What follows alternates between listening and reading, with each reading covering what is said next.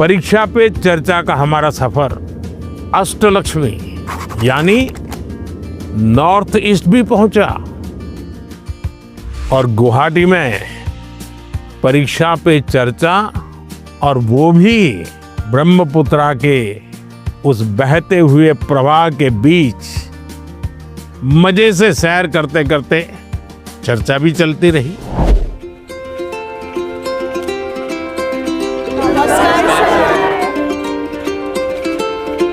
चलिए बैठिए।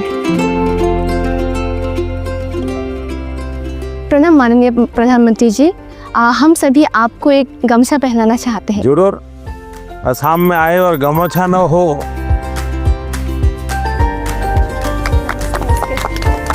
वाह। उनका जो प्रेजेंस है ना वो बहुत ही कामिंग है, लाइक रिलैक्स जैसा लग गया। बैठे रहने पर जो एंजाइटी होती है सब निकल गया। उनके साथ एक साथ बहुत बातें की फिर हमने। अच्छा, आप लोगों ने परीक्षा पे चर्चा कार्यक्रम पहले कभी देखा है टीवी पर? हाँ सर। अच्छा, कभी आप लोगों ने वो किताब देखी? हाँ सर। Exam warrior. तो उसमें से फिर आपको पहले जो सोचते थे परीक्षा के पहले और अब सोचते हैं, उसमें क्या फर्क है? किताब पढ़ने के बाद या कार्यक्रम देख क्या फायदा हुआ आपको? परीक्षा से इतना डर नहीं लगता। आपके जो मंत्र दिए हैं ना, वैसे जैसे कि लाइक परीक्षा को एक सेलिब्रेशन उत्सव की तरह सेलिब्रेट करना चाहिए, तो अब थोड़ा थोड़ा परीक्षा की तरफ से मतलब डर कम रहा है फर्क। लेकिन डर तो घर के लोग डराते हैं ना। हाँ सर। हैं? पूछते हैं कि लाइक वो एक नंबर कहाँ गया, क्यों काटा एक नंबर। जीवन में अगर संतोष हो जाता बस बहुत हो गया, अब क्या, तो फिर जीवन में प्रगति नहीं होती। ये जीत तो रहनी चाहिए मन में, लेकिन उसके लिए मैंने मंत्र में एक बात बताई है। सर हमें किसी और से प्रतियोगिता नहीं करना चाहिए। या शाबाश। मैंने ये कहा है कि हमने लगातार खुद से कंपटीशन करते ही रहना चाहिए। कोई हमें कहता भी 99 आए, एक क्यों नहीं आया? ठीक है, उन्होंने कहा, बात अलग है। लेकिन खुद को भी पूछना चाहिए कि मेरे जीवन में ये बदलाव क्यों आया, ये कमी क्यों रही, क्या कारण था? अच्छा, आपके मन में कुछ सवाल होंगे तो जरूर पूछिए। मेरा आपसे यह प्रश्न है कि मैंने सुना है कि आप अपने रोजमर्रा की जिंदगी में एक पर्टिकुलर डाइट हेल्दी रहने के लिए फॉलो करके चलते हैं, तो हम छात्र ऐसा कौन सा मैजिकल डाइट फॉलो करके चले जिससे कि हम एनर्जाइज्ड और फोकस रह पाए और हमारा सबसे बेहतर प्रदर्शन आ पाए परीक्षाओं में? हकीकत ये है कि मेरा कोई डाइट का सिस्टम ही नहीं है, क्योंकि मैं पहले अलग अलग परिवारों में भोजन करता था, तो इतना ही रहता था कि मैं वेजिटेरियन हूँ तो वेजिटेरियन खाऊंगा, फिर उस घर में जो होता था वो मैं खाता था।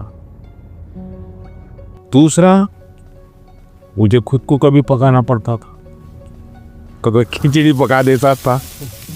खिचड़ी खाते हैं नहीं आप? डाइट आपकी पसंद का होना चाहिए, यानी ऐसा नहीं दवाई की तरह डाइट नहीं खाए। तय करो कि पेट भर के खाना है कि मन भर के खाना है। आप ज्यादातर लोगों के क्या होता है, मना न करे तब तो खाते रहे हैं। अनाज जो है पेट भर के खाते हैं, लेकिन सांस सीना भर के नहीं लेते हैं। यहां उल्टा करना चाहिए। दिन में जब भी मौका मिले एकदम शरीर भर जाए इतना सांस लेना चाहिए। हो सके तो कुछ पल उसको रोकना चाहिए और फिर धीरे से निकालना चाहिए।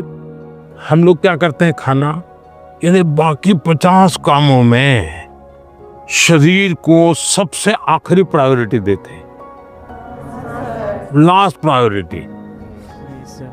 अच्छा, आप में से कितने लोग हैं जिन्होंने नियम बनाया कि हम सूर्योदय देखेंगे या नहीं देखेंगे? ऐसे कितने? सनराइज।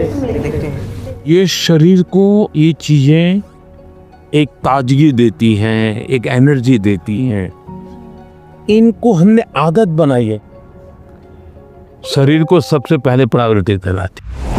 सर, अक्सर हमारे माता पिता हमारे दोस्तों के साथ हमारी तुलना करते हैं, परंतु उससे ज़्यादा दबाव हम पर तब पड़ता है जब हमारे अपने घर वालों या भाई बहनों से तुलना की जाती है। तो ऐसी परिस्थिति में हमें क्या करना चाहिए? मान लीजिए कह दिया पिताजी ने कि देख तेरी बहन के अक्षर कितने बढ़िया है, उसके हैंडराइटिंग कितने अक्षर है, तो अच्छा व्यक्ति क्या कहेगा? उस बहन को कहेगा बहन मुझे सिखाओ ना, मैं कैसे हैंडराइटिंग अच्छा बनाऊं। दूसरा क्या करेगा? बस ये माँ पापा माँ को बहन ही अच्छी लगती है, उसके हैंडराइटिंग अच्छे लगते, मैं इतनी मेहनत कर रहा हूँ देखते नहीं है।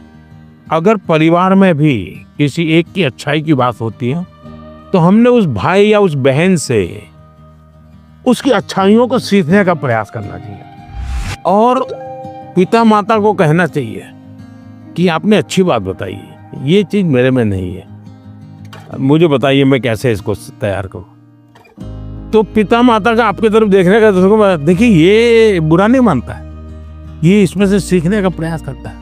कंपैरिजन से माँ बाप ने बचना चाहिए और मैं हर माँ बाप से कहता हूं कि कृपा करके आप परिवार में किसी के सामने उतनी तारीफ न करें ताकि बच्चे की आदत खराब हो जाए।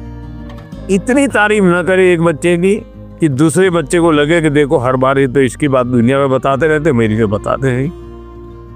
परिवार में अगर निकट हमसे कोई ज्यादा अच्छा है, हमें मनोमन उसको गुरु मान लेना चाहिए। उसको पता नहीं होना चाहिए कि आप उसको गुरु मानते हैं। अब उसको कहना चाहिए यार तुम बैडमिंटन बहुत बढ़िया खेलते हो, मेरी गलती क्या होती है मुझे सिखाओ, तो वो भी अपने आप को बड़ा नहीं मानेगा, वो कहेगा यार ये मेरे से सीखना चाहता है, वो अपने को बराबर ही मानेगा। नर्वसनेस तो ऑब्वियसली थी ही, पर साथ में बहुत उत्साहित भी फील हो रहा था, बहुत खुशी हो रही थी कि मैं मोदी जी से मिलने वाली हूँ। मतलब मुझे लगा नहीं था ऐसा मेरे साथ कभी होगा, पर जब हुआ तो बहुत ही खुशी हुई। अक्सर छात्रों को स्टेज में या फिर लोगों के सामने बात करने में तकलीफ होती है। इसमें आत्मविश्वास बढ़ाने के लिए आप हमें क्या सलाह देना चाहेंगे? तो आप अगर उनको सलाह देनी है तो क्या दोगे? हाँ, आइए मेरे पास, आगे आगे सब लोग आइए। अगर किसी को 1 2 3 में कहना है तो कैसा? सर, आत्मविश्वास रखना चाहिए। हाँ, ये आत्मविश्वास जो है ना, उसमें 2 शब्द है। 2 शब्द कौन कौन से? जिसका अपने आप पर विश्वास है उसको कभी डर नहीं लगता। आपको अपने पर विश्वास है क्या? अगर खुद पर विश्वास है तो आप हर चीज को पार कर सकते हैं। जिसको खुद पर विश्वास होता है करता क्या है? पूरी परिस्थिति का मनोमन अध्ययन करता है। आपने स्वामी विवेकानंद जी का ने एक चिट्ठी लिखी थी जब शिकागो में उनका भाषण हुआ, जो बहुत प्रसिद्ध भाषण है और विवेकानंद जी की बहुत तारीफ भी होती है।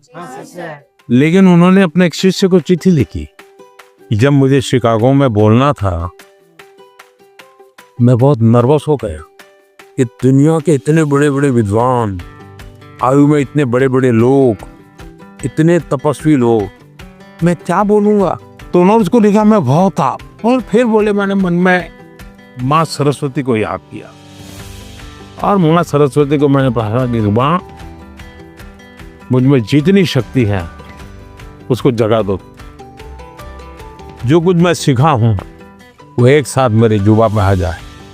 बोले मैंने ऐसी प्रार्थना की और मैं गया मंच पे, और जब मैंने sisters and brothers of America ऐसा कहता ही 2 मिनट तक तालियां बजती रही। बस वो एक टर्निंग पॉइंट बन गया, विश्वास आ गया। नहीं, मैं सोचता था वैसा मैं नहीं हूँ, मेरे भीतर तो कुछ है, आत्मविश्वास आ गया। तो हर एक के जीवन में आज कितने ही अच्छे वक्ता क्यों न हो, कितने ही बड़ा अच्छे खिलाड़ी, आपने देखा होगा क्या सचिन तेंदुलकर कभी 0 से आउट नहीं हुए क्या? होता है तो वो सर पकड़ के बैठ गए क्या? इसका मतलब हुआ हम जो स्थिति है उसको ऑब्जर्व करें, सिचुएशन को एक बार अंदाज कर लेना चाहिए। ऐसा हुआ था, अब देखना आपको लगेगा हाँ अरे ठीक है मैं कर लूंगा।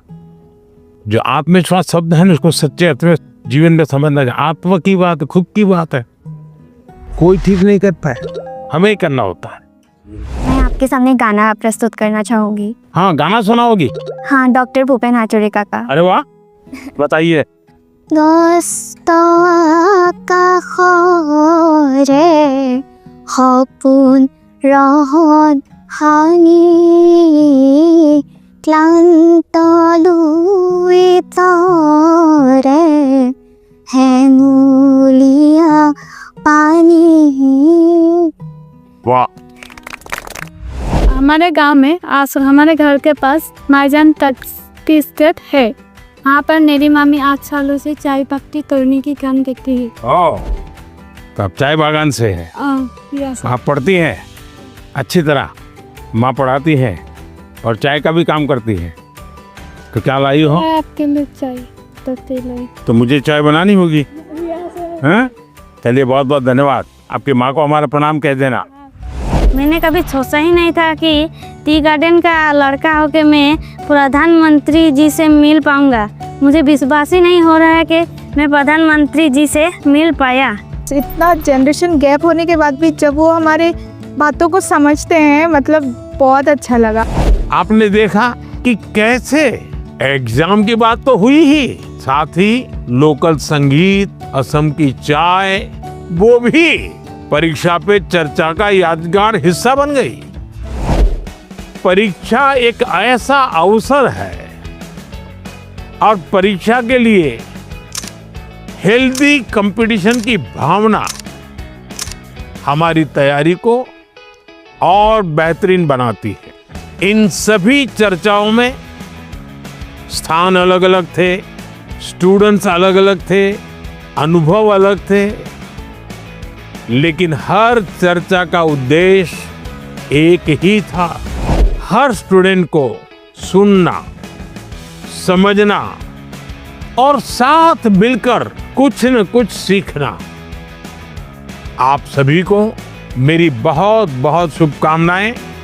बहुत बहुत धन्यवाद।